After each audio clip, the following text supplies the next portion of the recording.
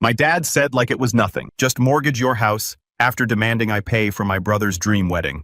I shook my head and replied I'm not going back into debt, so he can pretend to be rich for one day. My girlfriend Sarah, 28, keeps telling me this situation is insane, but when you grow up in something, it's hard to see clearly. Background. I've always been the responsible son, while my younger brother Adam, 26M, was the golden child who could do no wrong. I was working part-time jobs since I was 16. My parents always had different standards for us. Adam got a brand new car for his 16th birthday. I got their old sedan when I could afford the insurance. Adam's college was fully paid for. I worked nights and took out loans. You get the picture. Despite everything, I never resented Adam. It wasn't his fault our parents treated us differently. I focused on building my life. I went into IT, lived frugally, and by 28, I'd saved enough for a down payment on a modest house. Last year, I made my final mortgage payment. That house is my pride and joy. Nothing fancy, but it's mine free and clear. I met Sarah 2 years ago at a friend's barbecue. She's an accountant, fiercely independent, and has this way of seeing through BS that I've always admired. She moved in 6 months ago,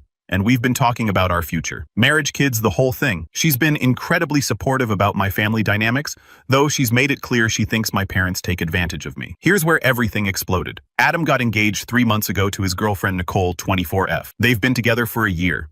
Nicole comes from money, and I think Adam felt pressure to match her family's expectations. He proposed with a ring he couldn't afford, maxed out his credit cards, and now they're planning this elaborate wedding that would cost roughly $75,000. My parents called a family meeting last week. I knew something was up when Mom made my favorite dinner and Dad was being unusually friendly. After dessert, they dropped the bomb. They want me to take out a mortgage on my house to help fund Adam's wedding. Their reasoning, family helps family. And since I'm the successful one with assets, it's my responsibility to ensure Adam has the wedding he deserves. They actually use the word deserves. They said Adam has had a tough time finding his path. He's had 7 jobs in 4 years and currently works part-time at a golf club, and this wedding could be his fresh start. I sat there stunned while they laid out their plan. I'd mortgage my house for $50,000, they'd contribute $15,000 from their savings, and Adam would cover the rest, though I have no idea how, considering he makes maybe $2,000 a month. Mom said it would be a loan that Adam would pay back when he's on his feet, but we all know that's never happening. The worst part, they'd already told Adam I'd agreed to this. He's been texting me about how grateful he is and how this means everything to him. They literally committed me to this without even asking. Sarah was in the kitchen during this conversation, and I could hear her loading the dishwasher with increasing violence. When my parents left, she was angrier than I've ever seen her. She said my parents are financially abusive and that if I go through with this, she needs to reconsider our relationship because she can't build a future with someone who'll destroy their financial stability for users. She's not wrong. That mortgage payment would be about $400 a month for 30 years, assuming I could even get approved for it. Plus, property taxes would go up, insurance would increase, and I'd be paying interest on money for a party. But here's my dilemma. Adam's already planning this wedding. Venues are booked, deposits are paid on credit cards, and invitations are being designed. If I don't help, he'll either have to cancel everything and lose deposits, or my elderly parents will destroy their retirement savings trying to cover it. Dad already has heart problems, and Mom keeps talking about how this might be their last big family celebration. Sarah says none of this is my problem, that Adam and my parents created this situation, and they can figure it out. She's shown me spreadsheets of what this would do to our plans. We'd have to push back buying a bigger house, delay having kids, and forget about the vacation we've been planning. I feel torn between the family I grew up with and the family I'm trying to build. My parents keep calling each conversation more guilt-heavy than the last. Mom cried on the phone yesterday saying she never thought I'd be selfish and that she's disappointed in who I've become. Adam texted asking if we could grab lunch to discuss payment plans for after the wedding. Sarah has been supportive but firm. She's not issuing ultimatums, but she's made it clear that this decision will affect how she sees our future. She keeps asking, what happens when Adam needs a house, a new car, when his kids need college funds? Where does it end? I don't know what to do. I love my family, but I also love Sarah and the life we're building. I worked so hard for that house, but family is supposed to come first, right? Except when does helping become enabling? When does family loyalty become self-destruction? Any advice would be appreciated. Am I being selfish for not wanting to mortgage my house? Or is Sarah right that this is completely unreasonable? Update 1 posted 5 days later. I didn't expect my post to get so much attention. Thank you to everyone who responded. Your comments ranged from gentle reality checks to harsh truths I needed to hear. Several of you shared similar stories that helped me realize how common and toxic this dynamic is. After reading hundreds of responses and doing a lot of soul searching, I decided to stand my ground. I called my parents and told them I would not be mortgaging my house. I explained that while I love Adam, enabling his poor financial decisions wouldn't help him in the long run. I offered to contribute $2,000 as a wedding gift, which is what I budgeted for, but nothing more. The call didn't go well. Dad called me heartless and Mom sobbed, saying I was abandoning family. They hung up on me. Adam sent a series of increasingly hostile texts, calling me selfish, saying I was jealous of his happiness, and claiming I'd always resented him. That last part stung, because it's so untrue. I've always wanted the best for him. But here's where things took an unexpected turn. Sarah had been quiet since that phone call, and I assumed she was letting me process. I was wrong. She was planning. Yesterday, she asked if we could have Sunday dinner with my parents. I thought she wanted to smooth things over, maybe find a compromise. I should have known better. Sarah doesn't do compromise when it comes to what she sees as injustice. We arrived at my parents' house for dinner. Adam and Nicole were there too, which surprised me. The atmosphere was Arctic. Mom barely acknowledged me, and Dad kept making passive-aggressive comments about family values. Halfway through dinner, Sarah set down her fork and said she had something to say. My stomach dropped. Sarah is composed and professional, but when she's had enough, she's formidable. She started calmly. Robert, Patricia, I've watched you manipulate Michael for 2 years, but this mortgage situation is where I draw the line. Mom tried to interrupt, but Sarah held up her hand. Please let me finish. You've created a dynamic where Michael's success is seen as a resource for Adam's failures. You've parentified one son while infantilizing the other, and you're destroying both of them in the process. The room was silent. Adam's face was red. Nicole looked uncomfortable. Dad started to speak, but Sarah wasn't done. Michael worked full-time through college while Adam partied his way through school on your dime. Michael lived on ramen to save for a house while Adam burned through jobs and credit cards. And now, when Michael has finally achieved something through his own effort, you want him to risk it all for a wedding Adam can't afford? That's not love, that's exploitation. Mom started crying, saying Sarah didn't understand family. That's when Sarah dropped the bomb. I understand family perfectly. My parents would never ask me to destroy my future for my siblings' party. Real family protects each other's well-being. What you're doing is emotional and financial abuse, and I won't stand by and watch you destroy the man I love. She turned to Adam. And you're 26 years old. You have no savings, no stable job, and no plan, but you think you deserve a $75,000 wedding. You were happy to let your brother mortgage his home for your party. What kind of man does that? Adam tried to defend himself, saying it was our parents' idea, but Sarah cut him off. And you went along with it. You're not a child. You're an adult who's content to let others sacrifice for your comfort. That's not brotherly love, it's parasitism. Finally, she looked at my parents again. Michael will not be mortgaging his house. He will not be funding this wedding. And if you continue to emotionally manipulate him, if you continue to treat him as an ATM while coddling Adam, then you'll lose him, and you'll lose any chance of knowing your future grandchildren. The silence that followed was deafening. Nicole was staring at her plate. Adam looked like he'd been slapped. Dad's face was purple with rage and Mom was sobbing. Sarah stood up, looked at me and said, "We're leaving." It wasn't a question. As we walked to the car, my hands were shaking. I've never had anyone defend me like that. I've never had anyone see through my family's dynamics so clearly and call it out so forcefully. Part of me was terrified. Had she just destroyed my family relationships? But a bigger part felt free. In the car, Sarah broke down crying. She said she couldn't watch them hurt me anymore. She told me about how her family works. They support each other but expect accountability. Her brother started a business and their parents helped with a loan that had terms, interest, and a payment schedule that he honored. That's healthy help, not enabling. We got home and my phone exploded. Texts from Adam calling Sarah a gold digger, ironic considering the situation. Voicemails from Mom saying Sarah had ruined everything and that I was choosing a woman over family. Messages from Dad saying I was no longer welcome in their home until I apologized and controlled my girlfriend. But here's the thing, Sarah was right. Every word she said was true. And for the first time in my life, someone had stood up to my parents on my behalf. We spent the rest of the night talking.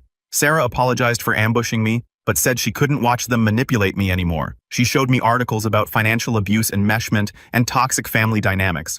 It was like reading about my life from an outside perspective. I'm not going to lie, this hurts. I love my family dysfunction and all. But Sarah's right.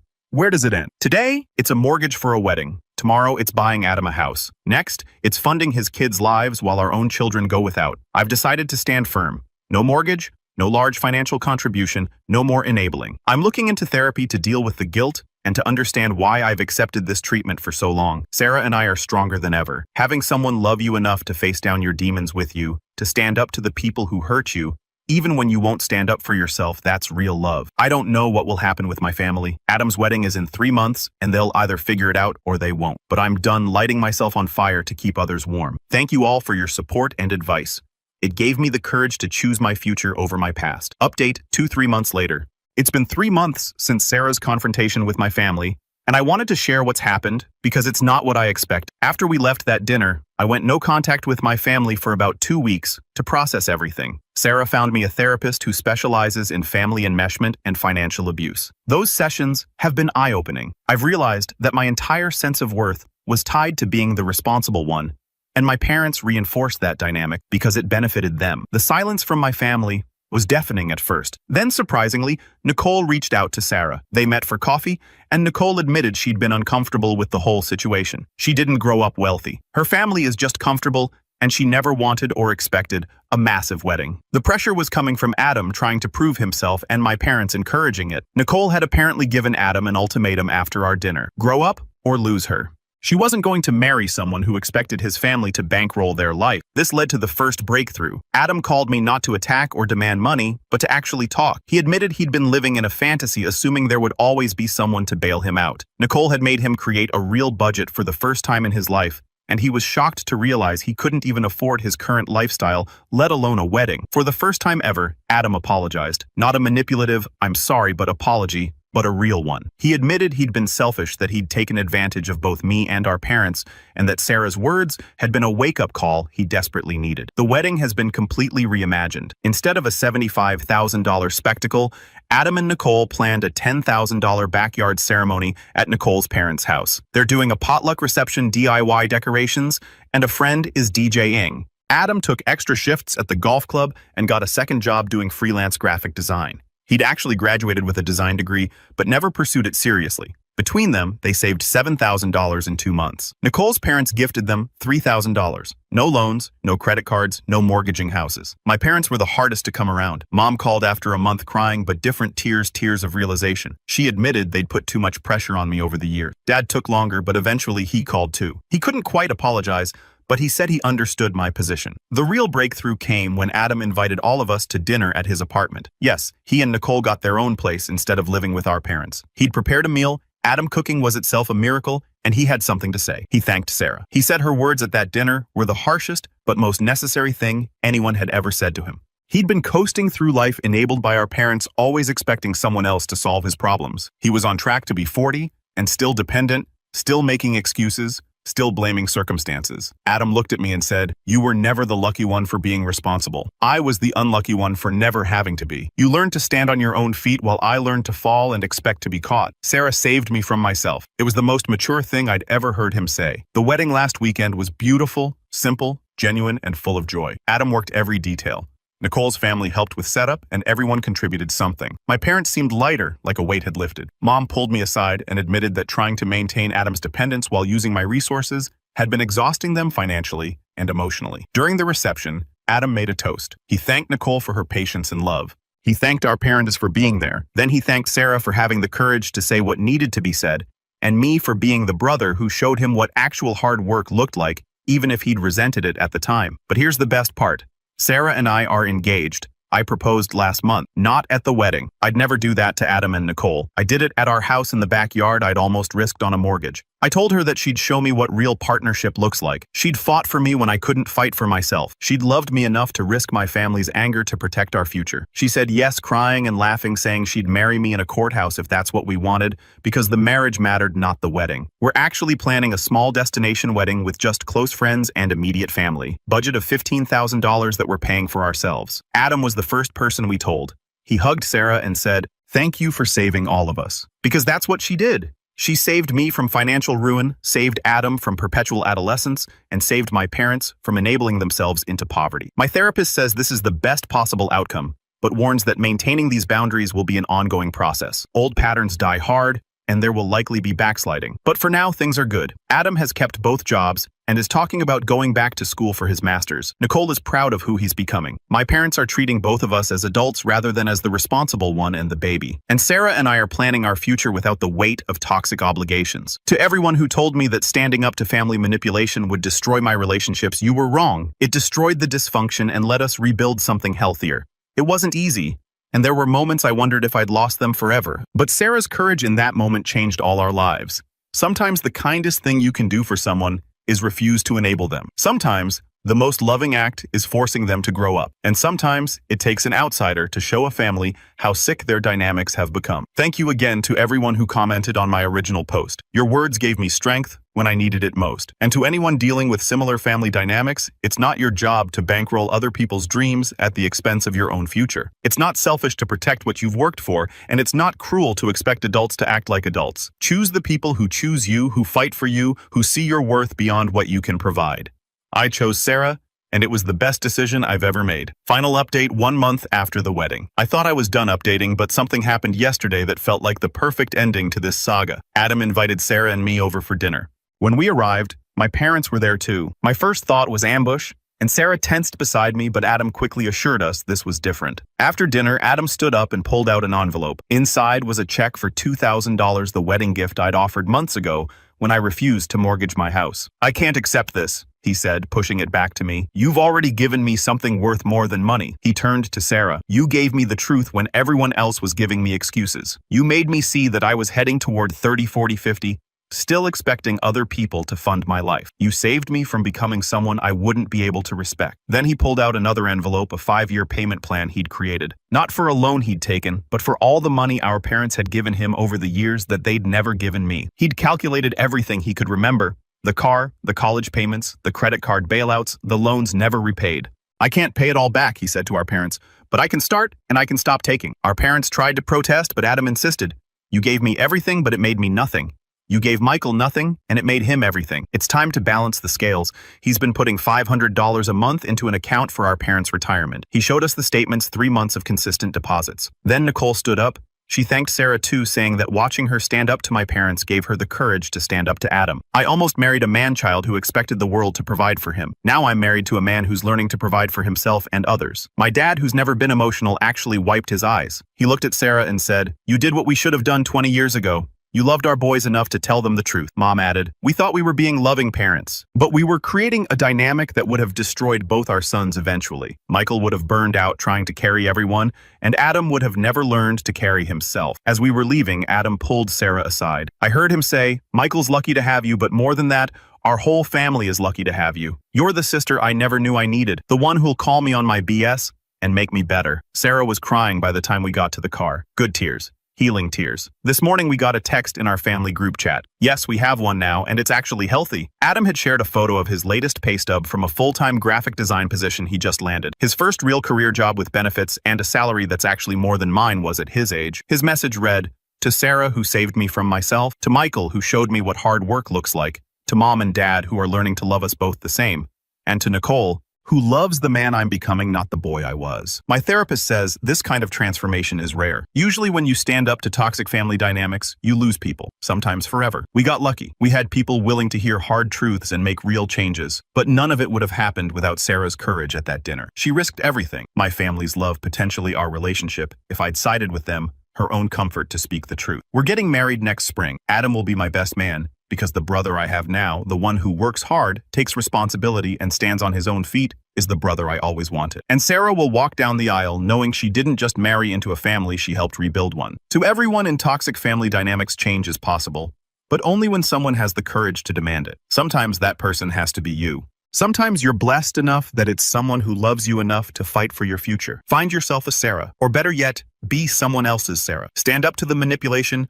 call out the toxicity, and demand better. It might blow everything up, or it might rebuild everything better than before. Thank you all for following this journey. Your support meant everything. And Sarah says thank you too. Your comments gave her the validation that she wasn't crazy for seeing what everyone else was willing to ignore. Here's to chosen family, earned respect and love that's brave enough to tell the truth. 1 year later, I stood in the backyard of the same house I had once almost mortgaged away and watched Sarah smile as she watered the young maple trees we had planted after our wedding. They were growing stronger with each passing season, and somehow they reminded me of our family. Healing hadn't happened overnight. It came through countless small decisions, honest conversations, and people choosing to be better than they had been the day before. The fear that once followed every phone call from my parents had disappeared. Family dinners were no longer battles disguised as meals, but gatherings filled with laughter, teasing, and genuine affection. Dad had retired comfortably, without sacrificing his future to rescue Adam again, and Mom had finally found time to enjoy the hobbies she'd put aside for years. Adam had completely changed his life. His graphic design career was thriving. He and Nicole had bought a modest home they could comfortably afford,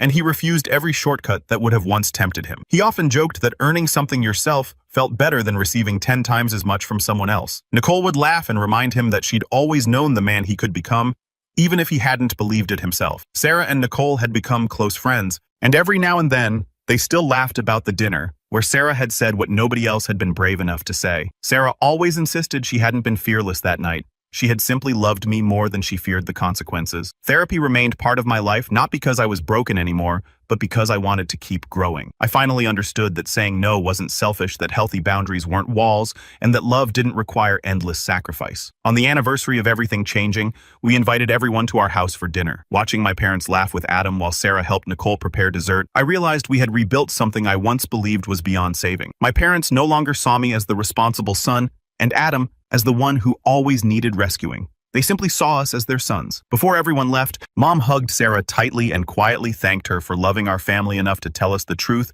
when none of us wanted to hear it. Later that evening, after the house had grown quiet, Sarah took my hand and rested it gently against her stomach. We had only learned a few days earlier that we were expecting our first child, and we weren't ready to tell anyone yet. Sitting together beneath the growing maple trees, I thought about the family our child would inherit. They would grow up knowing that love wasn't measured by how much you gave away or how much you endured. They would learn that responsibility belonged to the person making the choices, that kindness and accountability could exist together, and that the strongest families supported one another without carrying each other's burdens forever. Looking around at the home we had protected, the future we had built, and the people who had chosen to change instead of clinging to old habits, I finally understood something I had spent years searching for. Saving my house had never really been about protecting a building. It had been about protecting the life Sarah and I deserved to build inside it. Standing up for ourselves hadn't destroyed our family. It had destroyed the dysfunction that was holding it together. In its place, we found something far stronger: honesty, respect, accountability, and love that expected everyone to stand on their own feet while never doubting they would always have a place to come home to.